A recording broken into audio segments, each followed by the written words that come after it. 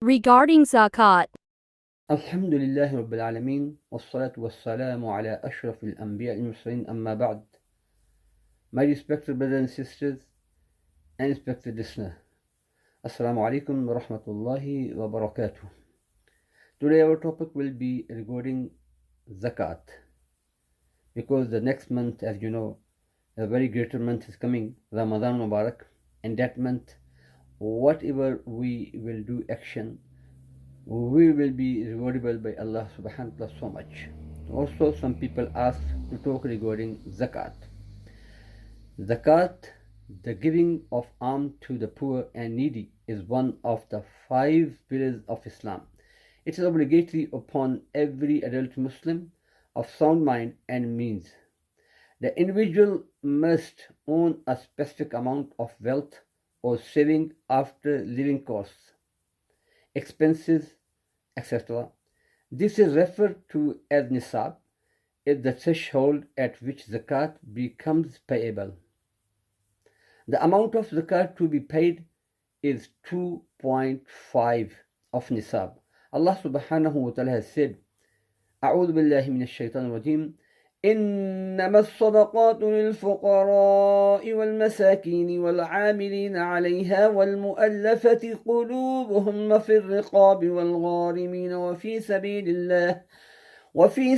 الله وابن السبيل فريضة من الله والله عليم حكيم. Allah subhanahu wa ta'ala said, the alms are only for the poor and al-miskin, the needy, and those employed to collect the funds and to attract the hearts of those who have been inclined toward Islam, and to free the captives, and for those in debt, and for Allah's cause, and for the welfare a traveler who is cut off from everything, a duty imposed by Allah, and Allah all-knower, all-wise. Why do we give zakat? Zakat is not charity. It is not voluntary charity, not a tax, but an obligation. By giving zakat, a Muslim is acknowledging that everything we have is, and we do not really own it, and we should use it to remember Allah and help those who are in need. It is also an act to help free us from excessive desires and greed, learn self-discipline and honesty. When should we give zakat? We should record the Islamic date on which we first become the owner of nisab. If on the same date, the following lunar year, we are still the owner of nisab, we will be obligated to pay zakat. Many Muslims choose to give it during Ramadan as the reward for the good deeds performed in Ramadan are greater than any other month. Who can receive zakat? Zakat can only be paid to specific beneficiaries and projects. The Quran mentioned 8 groups of people on who zakat should be spent. Number 1, the fuqara, the poor. Number 2, al-miskin, the needy. Number 3, al-amilin, zakat collector. Number 4, mu'allifatul qulub, poor and needy who recently converted to Islam. Number 5, al-riqab, slaves. The time of Rasulullah there were slaves. And this time you can say prisoner, those who in the prison. Zakat can be zakat can be used to purchase their freedom. Number 6, Ibn Sabil, a stranger, no one can look after him, traveler in need of financial assistance. Al-Gharimin, a debtor. Fi sabilillah, those who are away from home in the path of Allah. How is zakat calculated?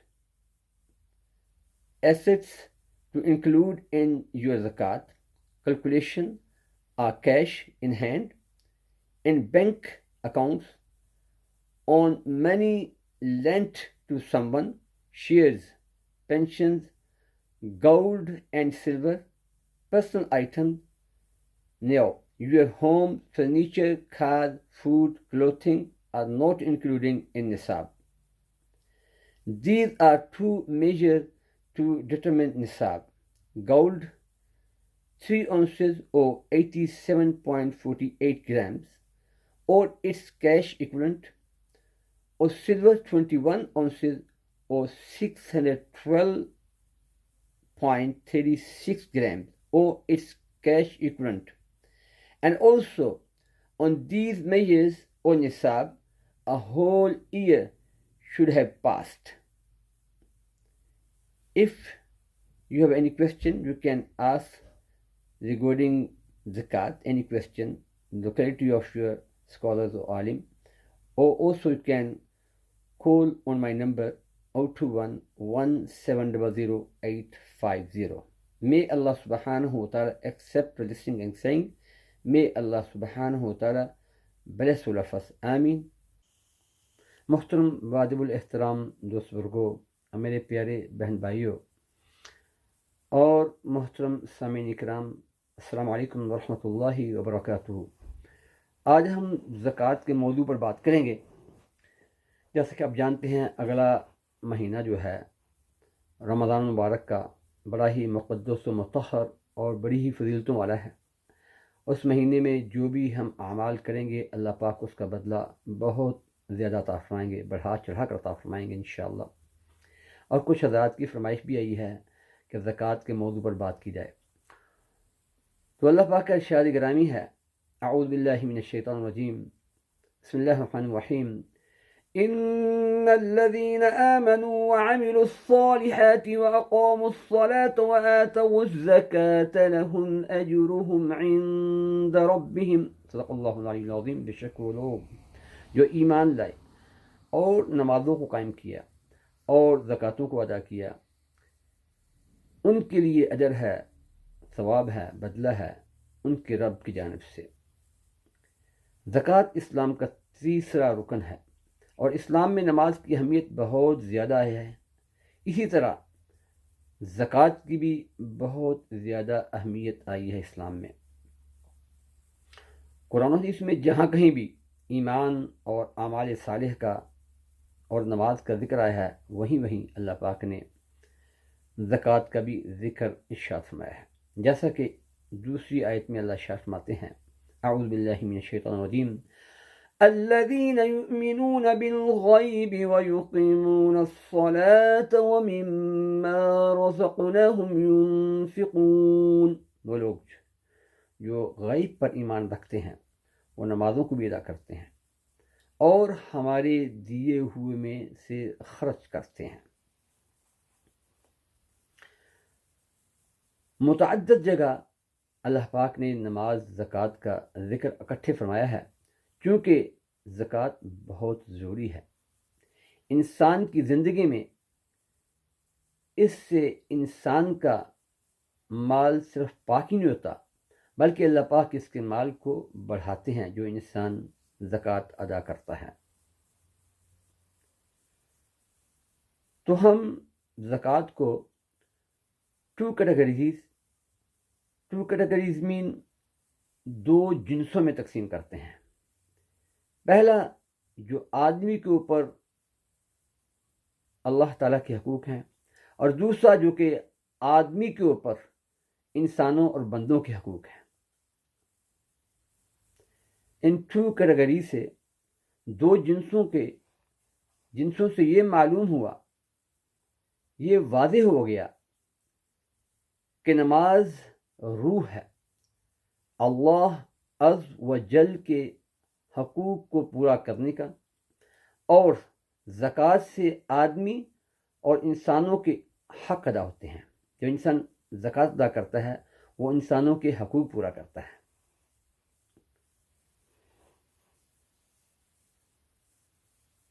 یعنی اس کا مطلب یہ ہوا کہ آدمی نماز کو اہتمام کے ساتھ ادا کرتا ہے، پڑھتا ہے،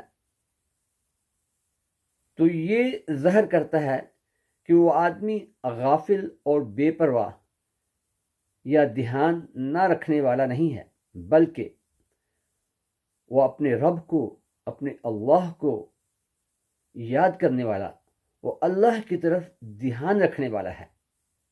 اس طرح جو آدمی اپنے مال سے زکوٰۃ ادا کر رہا ہے، وہ دوسروں کو یہ بتانا چاہتا ہے کہ میرے اوپر آپ کا حق تھا، وہ انسانوں کے بھی حقوق کو پورا کر رہا ہے، یعنی دوسرے انسانوں کو جو اس سے لوسٹ ہیں، بیچارے تھوڑے غریب ہیں، لوس مین معاف میرا وہ مقصد نہیں ہے، یعنی مقصد یہ ہے کہ کیونکہ اللہ کا خود فرمان ہے کہ اللہ پاک جس کو چاہتے ہیں رزق زیادہ دے دیتے ہیں، اور جس کو چاہتے ہیں اللہ پاک رزق اس کا کم کر دیتے ہیں، تو اللہ کی آزمائشیں ہیں۔ تو وہ انسان جس کو تھوڑا مال کے پاس کم ہے، تو وہ انسان جس کے پاس زیادہ مال ہے، وہ زیادہ مال دوسرے انسان کو جس کے پاس مال کم ہے دے کر یہ بتانا چاہتا ہے کہ میں نے اپنا حق جو میرے اوپر تھا اللہ کی جانب سے کہ آپ کو حق ادا کرنے کا، وہ پورا کر دیا ہے۔ اور اس میں بھی جو جب دیتا ہے تو یہ نہیں ہے اس کا مقصد کہ آپ میری شکر گزاری کریں یا میرا احسان مانیں، نہیں، اس میں بھی صرف مقصد یہ ہوتا ہے کہ اللہ کی خوشنودی، جیسا کہ اللہ پاک نے ارشاد فرمایا ہے، اعوذ باللہ من الشیطان الرجیم، انما نطعمكم لوجه الله لا نريد منكم جزاء ولا شکورا، بے شک ہم جو کھلاتے ہیں آپ کو لوجہ اللہ، یہ صرف اور صرف اللہ کی خوشنودی کے لیے، اللہ کے لیے، ہم اس سے آپ سے اس کے کھلانے پلانے سے دینے سے اس کا مطلب یہ نہیں ہے کہ ہم آپ سے یہ چاہتے ہیں کہ آپ ہماری شکر گزاری کرو یا کہ ہمیں اجر دو یا اس کا بدلہ دو، نہیں، یہ صرف اور صرف اللہ کے لیے جو ہے ہم کر رہے ہیں۔ تو یہ انسان جو ہے یعنی اللہ کی خوشنودی کے لیے جب جس سے سارے اعمال کرتا ہے تو اللہ پاک جو ہے اس کے ذریعے سے، اس تھوڑے تھوڑے اعمال کرنے سے اللہ پاک اتنے خوش ہوتے ہیں کہ اللہ پاک ارشاد فرماتے ہیں، اعوذ باللہ من الشیطان الرجیم، ان الذين آمنوا وعملوا الصالحات كانت لهم جنات الفردوس نزلا۔ اگلی آیتیں بھی اس کے بارے میں آئی ہیں، لیکن میں صرف اسی آیت کا ترجمہ کروں گا کہ بے شک وہ لوگ جو انہوں نے اچھے اعمال کیے، اللہ پاک ارشاد فرماتے ہیں ان کے لیے جنت الفردوس ہے۔ جنت الفردوس یعنی جنت میں فردوس وہ مقام ہے جس سے جنت کی نہریں پھوٹتی ہیں، جنت کے اور دوسرے جو ہے اللہ کی نعمتیں جو ہے وہاں سے نکلتی ہیں۔ اللہ پاک وہاں سے تمام نعمتوں کو اللہ پاک ڈسٹریبیوٹ کرتے ہیں، تقسیم کرتے ہیں، سبحان اللہ، جنت الفردوس کہا گیا ہے۔ تو اللہ پاک مجھے آپ کو بھی اچھے اعمال، ایمان کے ساتھ اچھے اعمال کرنے کی توفیق عطا فرمائے، زکوٰۃ کو ادا کرنے کی توفیق عطا فرمائے، اور اللہ پاک ہمیں، ہمارے والدین کو، بڑے چھوٹوں کو جو فوت چکے ہیں ان کو بھی جنت الفردوس میں جگہ عطا فرمائے۔ تو اس لیے اللہ پاک نے ارشاد فرمایا ہے، اعوذ باللہ من الشیطان الرجیم، خذ من اموالهم صدقة تطهرهم وتزكيهم بها وصل عليهم ان صلاتك سكن لهم والله سميع عليم۔ دوسری کا ارشاد فرمایا ہے، اعوذ باللہ من الشیطان الرجیم، الم يعلموا ان الله هو يقبل التوبة عن عباده ويأخذ الصدقات وَأَنَّ اللَّهَ هُوَ التَّوَّابُ الرَّحِيمُ۔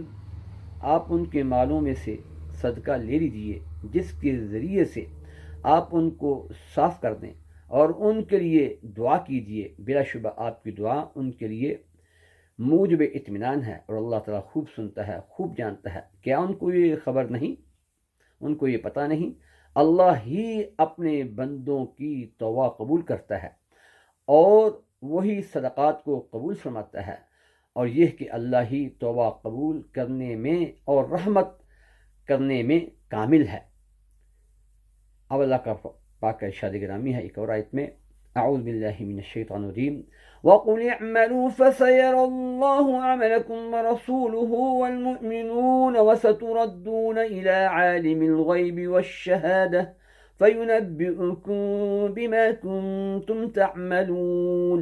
کہہ دیجئے کہ تم عمل کیے جاؤ، تمہارے عمل اللہ خود دیکھ لے گا، اور اس کا رسول صلی اللہ علیہ وسلم اور ایمان والے بھی دیکھ لیں گے، اور ضرور تم کو ایسے کے پاس جانا ہے جو تمام چھپی اور کھلی ہوئی چیزوں کا جاننے والا ہے، وہ تم کو تمہارا سب کیا ہوا بتلا دے گا۔ اب میرے پیارے بہن بھائیوں اور محترم سامعین کرام، اب کاروبار میں، بزنس میں، تجارت، جو مالیت، پیسہ، آمدنی آپ کی ہے، اس پر زکوٰۃ ہوگی۔ مثال کے طور پر جس کے پاس 7.5 تولے سونا، گراموں میں 87.48 گرام یعنی 87.48 گرام سونا ہو، یا اس کے برابر اس کے پاس پیسے ہوں، تو اس کے اوپر جو ہے ہر $100 کے اوپر، 100 روپیز کے اوپر جو ہے $2.50 یعنی کہ $2 اور 50 پیسے اس کے اوپر زکوٰۃ آئے گی۔ $2.50 جو نیوزی لینڈ میں رہتے ہیں۔ اور چاندی ہے، سلور ہے، تو 612.36 گرام، 612.36 گرام چاندی جس کے پاس ہوگی۔ اب یہ سونا اور چاندی جیسا کہ میں پہلے بتایا ہے، یہ جن کے پاس ہو اور اس کے برابر منی ہو، پیسے ہوں، تو پھر زکوٰۃ واجب ہے جب ان کے اوپر سال گزر جائے۔ کم ہوگا تو زکوٰۃ نہیں ہوگی، اتنا ہوگا یا اس سے زیادہ ہوگا تو پھر زکوٰۃ ہوگی۔ تو 100 کے اوپر جو ہے $2.50 اور روپے کے حساب سے $2.50، تو بہت تھوڑا سا یعنی خرچ کرنا ہے اور اللہ کی جانب سے بہت اجر لینا ہے۔ مال بھی پاک ہو جائے گا، مال میں اللہ پاک اور بھی برکت عطا فرمائیں گے، زیادہ بڑھے گا، اور آخرت میں تو سبحان اللہ، جیسا کہ پہلے میں نے یعنی باتوں میں کہہ ہی دیا ہے، بہت اجر اللہ پاک عطا فرمائیں گے۔ اللہ پاک مجھے آپ کو عمل کی توفیق عطا فرمائے۔ اب زکوٰۃ جو ہے کن لوگوں دینی ہے، جیسا کہ میں نے پہلے آیت پڑھی ہوئی ہے، اللہ ارشاد فرماتے ہیں صرف صدقے فقیروں کے لیے ہیں، مسکینوں کے لیے ہیں، اور ان کے وصول کرنے والوں کے لیے، اور ان کے لیے جن کے دلوں کو اسلام سے الفت دی جائے، یعنی غیر مسلموں یا نو مسلموں کی تالیف قلوب کے لیے، نیز غلاموں کو آزاد کرنے یا کروانے میں، جیسا کہ رسول پاک صلی اللہ علیہ وسلم کے دور میں وقت میں تھا۔ جیسا کہ آج کل جو لوگ جیلوں میں ہیں، اگر وہ مستحق ہیں تو ان کو چھڑانے کے لیے، ان کو آزاد کرنے کے لیے، اور قرض داروں کے لیے تاکہ وہ اپنے قرضے واپس کر سکیں اگر وہ مستحق ہیں، اور اللہ کے راستے میں جو لوگ نکلے ہوئے ہیں، اور مسافروں کی مدد کرنے میں بھی آپ خرچ کر سکتے ہیں۔ یہ اللہ فرماتے ہیں یہ ایک فریضہ ہے اللہ کی طرف سے، اور اللہ علم کا بھی مالک ہے اور حکمت کا بھی مالک ہے۔ جو کہا گیا سنا گیا، اس میں جو کمی بیشی اس کو اللہ پاک اپنی رحمت سے معاف فرمائیں، اور آپ بھی معاف کر دیں۔ جو صحیح عمل ہوا اللہ کہا گیا ہے، سنا گیا ہے، اللہ پاک کو اپنی بارگاہ الہی میں اپنی شان کے مطابق قبول و منظور عطا فرمائیں۔ ہم آپ کے علم و عمل میں برکتیں عطا فرمائیں۔ اور اب پھر بھی اگر کوئی اشکال ہو تو آپ اپنے علاقے کے عالم سے، اسکالر سے پوچھ سکتے ہیں، اور اگر آپ مجھ سے پوچھنا چاہتے ہیں بندہ نچیز سے، تو میرا نمبر ہے 02117000850۔ اللہ پاک مجھے آپ کو اچھے اعمال کرنے کی توفیق عطا فرمائے، آمین۔ وآخر دعوانا ان الحمد للہ رب العالمین۔ Jazakallah for watching. Please like, subscribe and comments.